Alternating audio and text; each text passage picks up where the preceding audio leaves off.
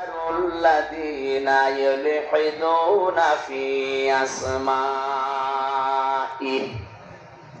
আল্লাহ পাক বলেন আমার অনেক সুন্দর সুন্দর নাম আছে, যে নামে পারো আমাকে ডাকো, কিন্তু সাবধান যারা আমার নামে ইলহাদ করে, আমার নাম পরিবর্তন করে দেয়, উল্টা পাল্টা করে ডাকে, তাদের সাথে তোমরা ডাকবা না।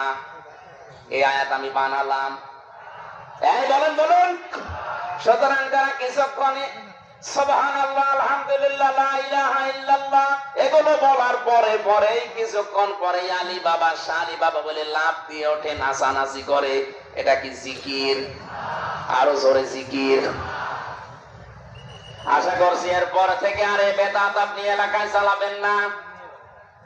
কেউ যদি চালাতে আসে ওরা বলবেন দলিল দিন। আপনার মুখের কথা আমরা মানি না, কারণ কোরআন দিয়ে কথা বললে আপনি কোরআনের আয়াত আগে দেখবেন।